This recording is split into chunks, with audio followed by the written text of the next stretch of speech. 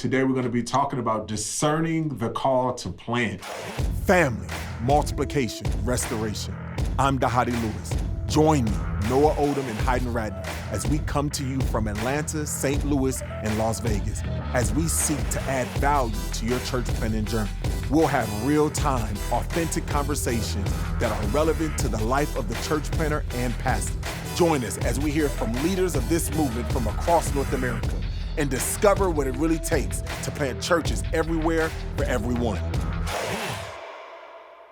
What's up, family? Welcome to another episode of We Are Sin Network. I am here again with my favorite people, my new co-host, Heiden from Vegas. And we also got my man, Noah from St. Louis. What's up, fellas? What's up, Dhati? Good to be here. Hey, Dhati, before we say another word, come on, let me just, if you're watching this right now, just see that Raiders logo in the camera. Come on, Raiders! 2-0, baby. Hey, I'm glad. And if you notice over here, I do have a Saints helmet. It's not because I'm really a Saints fan. I love the Saints because my dad played for the Saints. But, if I was watching the game, I would have been cheering for the Saints. But that's not what we're talking about today, okay, Mr. Pastor Heiden. I think you're trying to cause strife. We've prayed for a professional team all my life. And we finally got the Raiders, and they won their first game, and it's worthy of a shout out back to the regular scheduled programming. And again, I because we are family, I appreciate it, and I'm celebrating with you because understanding how the pain that Vegas has had for so long, I am with you. I'm so glad that things are going well for you guys starting off there. But again, welcome to another episode of We Are Sin Network. Today we're going to be talking about discerning the call to plant. Right. And I think that this is really important, near and dear, when we talk about the call to ministry. And so, I'm just going to go ahead and pass it over to Noah so we can get kicked off and talk about this such an important subject matter. Yeah, so discerning the call to plant is one of the most important things, guys. I think we can really begin to broach early on in this new season of We Are Sin Network podcast. We have guys all over North America that God is beginning to stir in their hearts to plant a church. And we, as a network, our vision is to see a healthy, multiplying church in every community across North America. And for that to happen, we need God to call out hundreds and hundreds of church planters. And so that part of that process is discerning that call. It also involves, the second angle we want to take today, it involves that aspect of sending church pastors, of multiplying church pastors, of church planting catalysts, our missionaries out in the field, helping others discern the call to plant. And while the call of God, we know as three guys, the call to plant is very unique. It's very personalized. I believe you'd agree, there are some common aspects to the call that every person, though it manifests different, every person can really point to and say, yes, that is a healthy, important part of the call to church planting. So, man, Heiden, what are some of your thoughts as we get started in this subject? I know you've got a lot. It's only been 5 years for you since you set out to plant. Yeah, this is a big topic right here that I think is important for church planters, especially those who are thinking through planting, praying through planting, planter spouses praying with them, alongside them about planting, to really make sure that they know that they're called to this thing. I would not wish church planting on anybody who's not called to it. And so I think getting it right is absolutely crucial. That's how I was discipled from Pastor Vance Pittman here in Las Vegas, and I think he got it right when just really leaning into the calling and not rushing until you have that clear sense of a call. Don't move, right? Make sure that God's on the other line of that phone, and He's clear enough, He's good enough, He's big enough to confirm those callings on our lives. And so I think that there's some ways to measure when God's calling to church planting, and I think it could be good to talk through some of those ways to measure that on this call. I love that. Hey, Dhati, I don't know if you've experienced that too, but I've sat on this side of the table as a sending church pastor, as a Send City missionary with Send Network for years, and on this side of it, helping others discern the call. I've said something similar to what you just said, Heiden. I've told somebody, if you can do anything else besides church planting, go do that. Yep. I love how you said that. I wouldn't wish church planting on anybody that isn't called. So I tell guys, I ask them, can you do anything else? And I want to hear them tell me, with absolute clarity, I have to do this or I will be in sin. I'll often ask that question in an assessment. Can you go do something else, or will you be in sin if you don't plant this church? And if they don't tell me they'll be in sin, I'm like, I don't know if you're ready yet. What do you think about that, Dhati? Have you seen that? What's your experience been with that as you try to raise guys up over and over again? Yeah, I mean, I think what you guys are talking about is spot on. I mean, we're talking about the difficulty and how hard it is, and ultimately, you're asking the planter or the planting couple the call of, to question the all in. I mean, I think biblically, what you guys are saying, it is the Matthew 6 principle on the Sermon on the Mount, or in Matthew 5, Matthew 6, when the Sermon on the Mount, where he talks about count the cost, right? Count the cost before you jump in, and I think that is spot on, and I think we need to make sure that we are counting the cost, because oftentimes we can get caught up in numbers, get caught up in trying to get people out. They're just, just to get, hey, we're planting churches, but they're dying out, they're bleeding out, they're crying out, all of these things that are happening. So hard, because it's not if problems or trials are going to come. Problems or trials are going to come. It is, or do you have the shocks for the long haul when they do come? But I do want to come at it from a little different angle too, because sometimes, when you think about such a high calling, that is just like, it's only going to be one in every 20,000, and so who do I go and train? Who do I go? And then what we end up doing as pastors and leaders, as a sending church pastor, what we'll do is, all right, oh, he's not called, she's not, we'll end up determining God's call.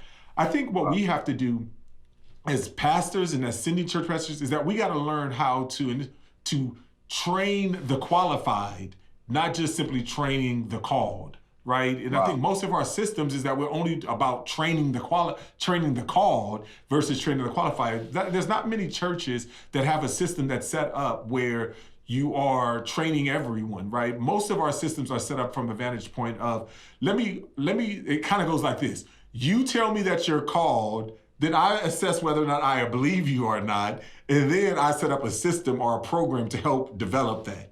But I think instead, we can go to people and we can say, hey, man, I'm not saying that you're called to a pastorate or you're called to a ministry lead, but in a vocational sense, but however, you have the qualifications of being, these things. And so what does this look like for me just to train you? And then we allow God to wrestle with the calling, right? Because it's in that training God may call, right? It's in that training, because a lot of times from mission trips and all those things that I've been called, like I was that dude that was like, I'm never going overseas. Why would I go overseas? Man, there's enough problems in the hood right here, so why would I go overseas?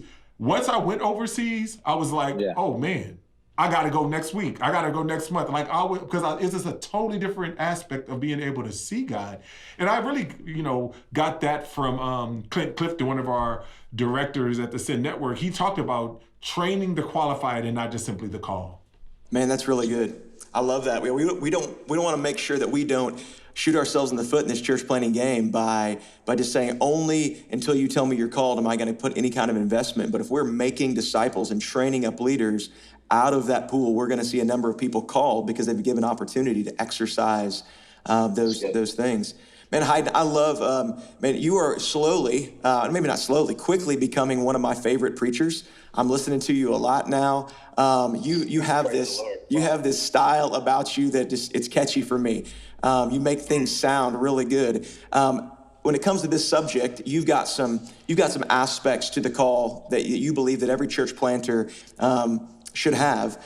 Walk us through those, and let's talk about those together.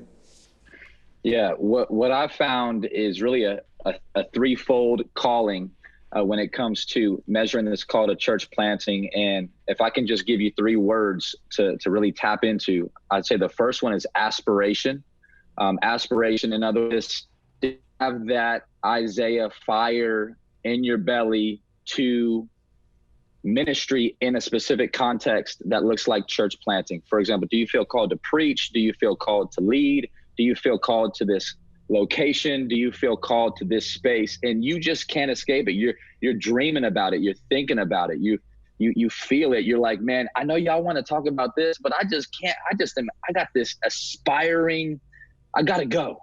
And we see that in the Bible from different leaders. Paul he kept just trying to go to cities he this aspiration in you. And so I feel like if you're less like a Tigger and you're more like an Eeyore, I would question if you're called to church planting.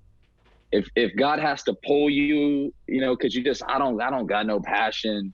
I don't feel like preaching. I don't feel like leading. I don't know that you're called to church planting. You might be called to a different type of ministry, but church planting, I think you need to have an aspiration for a specific place and a specific word.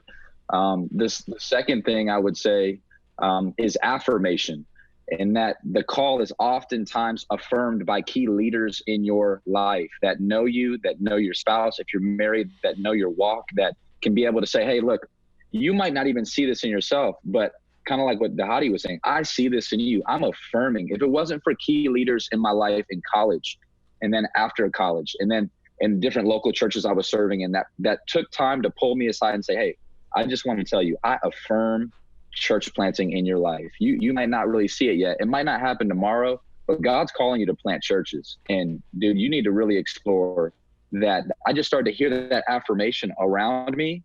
And then I started to ask other leaders around me. I said, hey, I think I got this aspiration for church planting. Do you affirm that in me?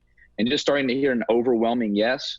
I felt like I was 2 for 2 on calling. And then I think the third one that's so key is confirmation from the Word of God himself.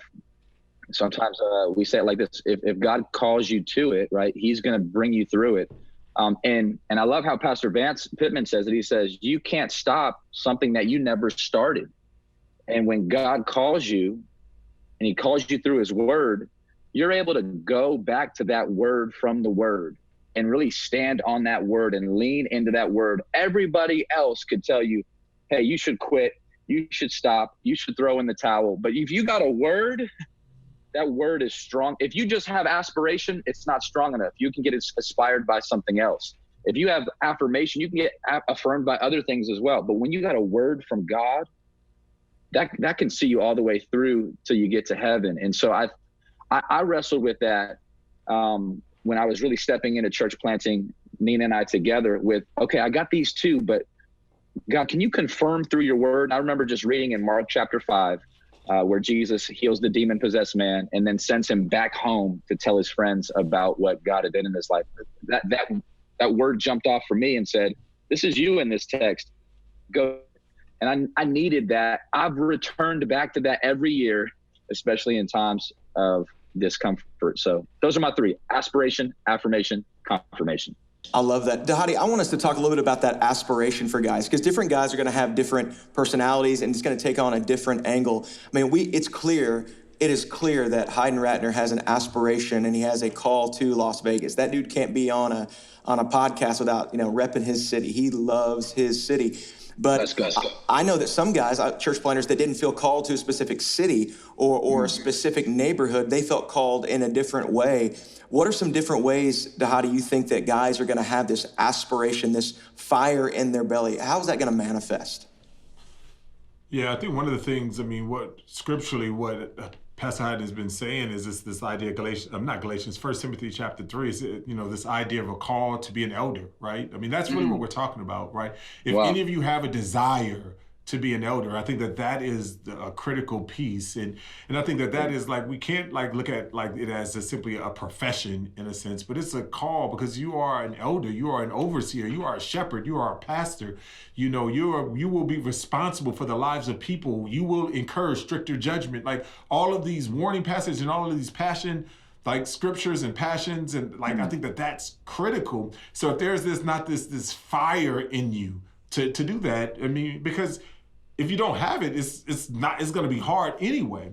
But I think that what you're saying manifests itself in many different ways. It comes from the coworker, the person who's working at UPS and is just always ministering on their jobs, and they're just kind of like, man, I just want to shepherd these people. I just wanted to spend time with these people. And they have this desire and this hunger for it. It comes from the doctor who's always praying over all their patients, and they're so concerned about that, It comes from the employer who's more like a mom and a dad to their employees than they are a boss or a manager. It comes from all these things. So and it can manifest itself in these different ways. So even when we talk about church planting, we got to understand that calling and that passion and that aspiration doesn't mean that you always got to change your vocation, right? Yeah. We got to differentiate between how you make a living and how you live and how you make a life.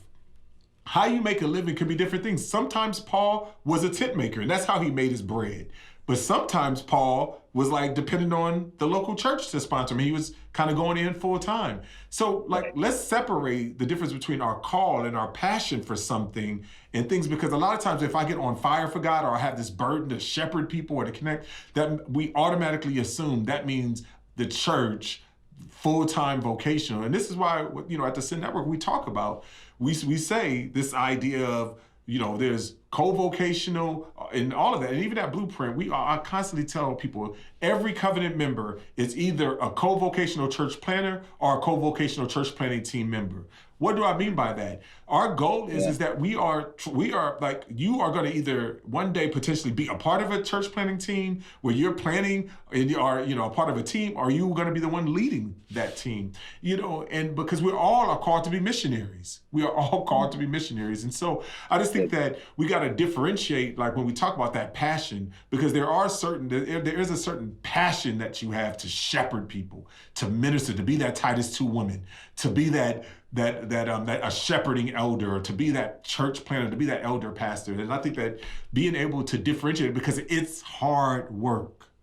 It's hard work because the sheep bite, they run away, they're ungrateful, all of those things. And if you're doing it for the sake of the sheep and for the accolades, you're going to end up neglecting the sheep. And not only are you going to neglect the sheep, what you're going to end up doing is that you're going to turn the business of the business or the church into the business of platform speaking, engagements, Sunday services and all those things. And you just, because so that's what I would say that's my warning. Yeah, that's good. As I think about that fire in your belly, early on in my call, and I've seen it in a number of guys' calls throughout the years, guys we've raised up in our church and guys all over St. Louis, it's this phrase that someone else coined, but it's called a holy discontent. I remember all the way back to my college years looking at my college situation, being like, I have a holy discontent. This is not the way the world ought to look. It ought to look differently. People need Jesus. I was hungry for the Lord. I had just gotten saved at 17. I'm at college, on fire, and everybody who'd grown up in church around me is like walking away from the church. I'm like, this is not the way it ought to be. And these people who are looking for other things for hope, it's not the way it ought to be. And then during my youth ministry years right after college, I'm seeing the church missing this whole demographic of unchurched 20s and 30s and saying this isn't how it ought to be. And then feeling these gifts and calls within my heart that I'm not able to exercise because I'm in the wrong role, saying this isn't the way it ought to be. And finally, as much humility as I could, I bet there was a lot of pride mixed in, but going to my leaders and saying, this is what God's saying to me. And then, like you said, Heiden, to have that affirmation of, you need to go do this. It's funny, my affirmation in my life came from my father-in-law, who was a lifetime Southern Baptist preacher. I didn't even know what church planting was. I just said, this is what God's calling me to. This is the fire in my bones. And he said, you need to go plant a church. And I said, go do what? I had never heard that phrase. And so sometimes it's the other way around. Like I was pushed in that direction and by this call, this discernment, and then someone came and said, this is what you need to do. And then the word of God coming in with that as well. Hey, Dhati, what is something, and Heiden both, what is something that, we talked about warnings, we talked about these things, we have somebody that's saying, hey, I feel like I'm called to plant a church, but all I have is the call. What are a couple of practical steps that they can take and need to take, like right now, practical steps toward that direction of planting a church? That's good. I mean, I would just say apply with those principles that Heiden gave us. Like, first of all, are you check that aspiration? Like, is this the thing that I'll beat my head, pound my fist on the desk, to say, like, are other people affirming that in me, right? And scripturally, does my passions, my hearts, my desires line up with the scriptures? And I think this thing practically is just saying, like, hey, asking people, because when we first planted not our first church, we planted a church in Denton, Texas called Lifeline. And now when we was coming to plant Blueprint Church, I was just like, all right, Lord, I don't they have a great thing going on in what I'm doing. I wasn't kind of one of those disgruntled church planners. I was like, I love what I'm doing. I can do this for the rest of my life. But then I was like, I'm now discerning, all right, Lord, is this something that you're calling me to do? And then so what I did is I had 17 trusted people that I had. And I called each and every one of them. And I said, hey, man, this is what I'm discerning. This is what I'm thinking. And people was like, 16 out of the 17 was like, yes, 100%, let's go. But one of them said no, and that one was the only one who I was currently pastoring with in the current church, and he was the only one that said no, this is not the time to go. Selfishness. So I just think that affirmation and just those community that are around you, having those trusted people that it's not for their benefit, but but they just love you and they care about you. Yeah. Yeah. Yeah. A good book that was helpful for me. And the book is pretty big, and you may not end up hitting the whole thing, but there's just a chapter in Charles Spurgeon's lectures to his students called The Call. And I feel like some of the language that I was even using, it came out of Spurgeon's chapter on calling to his students. And I would just say, if you're watching this right now and you're not able to go 3 for 3, right? Maybe you're saying, hey, I'm 2 for 3 or I'm 1 for 3. But I would say, if you're not 3 for 3 right now, hold up, wait, take your time. God is faithful to confirm his calling on your life. And so I would say, until you're 3 for 3, you don't need to step out and move. And one of the best ways that you can really discern if you're there is by doing a Send Network church planning assessment. We have an incredible assessment process with the Send Network. I've been able to, go through the assessment, my wife and I together, and get great on-time feedback, and then join the assessor team and be a part of an assessor after party to be able to say, man, we take these planters' callings serious. And so you might say today, man, I feel called to church planning. Your next step would be to be assessed and to have leaders. Success happens in an abundance of wise counsel. And so go do an assessment, whether that's virtually or in person. Sign up at nam.org and find where the next Send Network assessment is that's in your region. And I think that'll be a really good indicator if you really are called to this beautiful work and this gangster work called church planting. Hey, just for clarification there, you're interested in church planting, it's nam.net. I'm not sure where nam.org is going to send you, but Dhati's got an even easier way. As we wrap up, Dhati, tell all our listeners, how can they connect with us about church planting?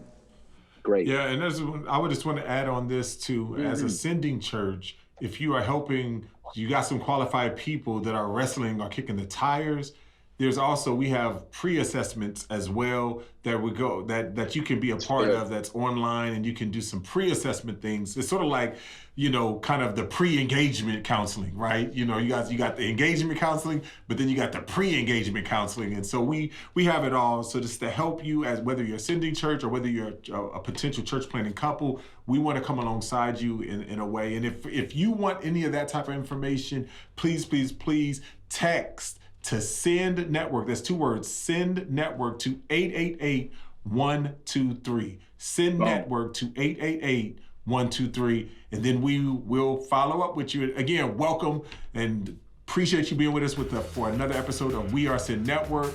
I am Dhati Lewis here with Noah, Oldham, and Heiden Ratner, and we are Send Network because you are Send Network. We appreciate you. God bless. You have been listening to We Are Send Network, a resource of the North American Mission Board. For more information about today's podcast and other relevant resources, visit sendnetwork.com.